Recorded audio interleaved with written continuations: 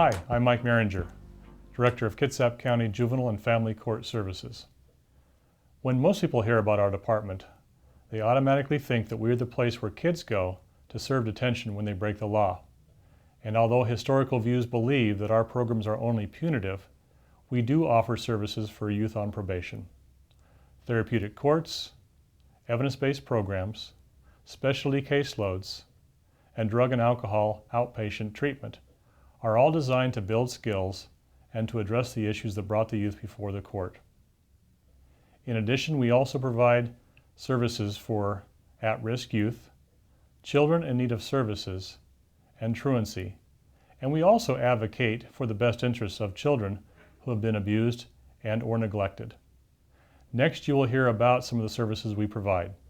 If we can provide services to you or your family, please contact me at the number listed below or email me from our website, which is also listed below. Thank you.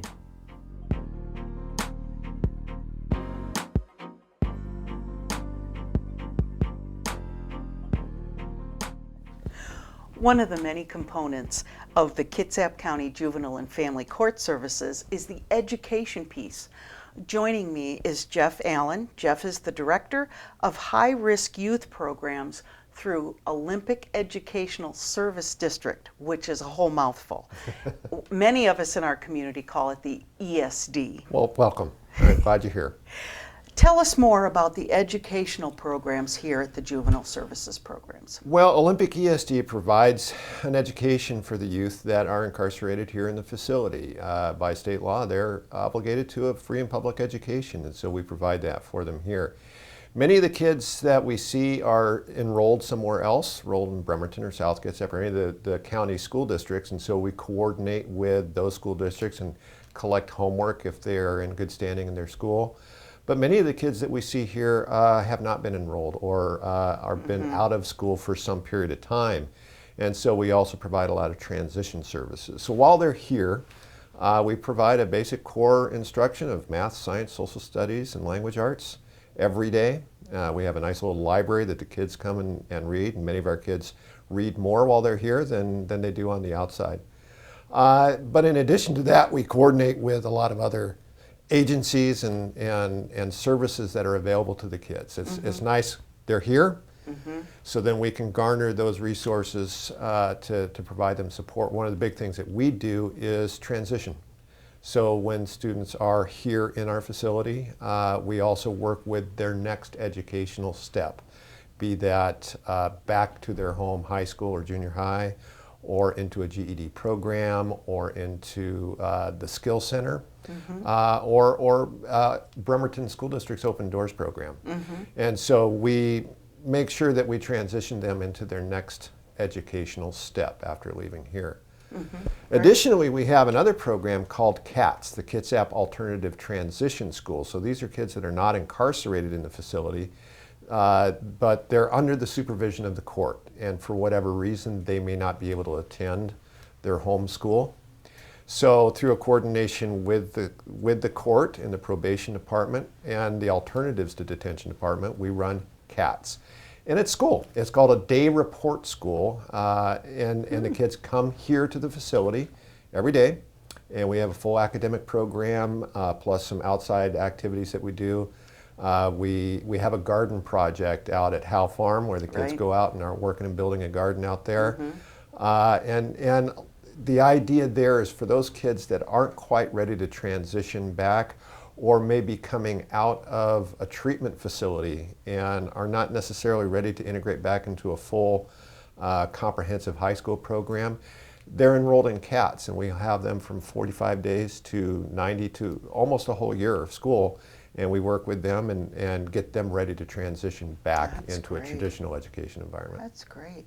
I heard a lot of good news in that already, but Jeff, what's the good news about the educational programs at the youth services here? Well, there's a number of good things.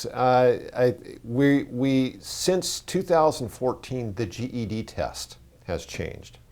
And actually, they raised the bar significantly for the GED. It used to be in the institutional education programs around the state. A lot of kids were getting their GED, and it was a pretty I won't say easy, but it wasn't a particularly rigorous achievement.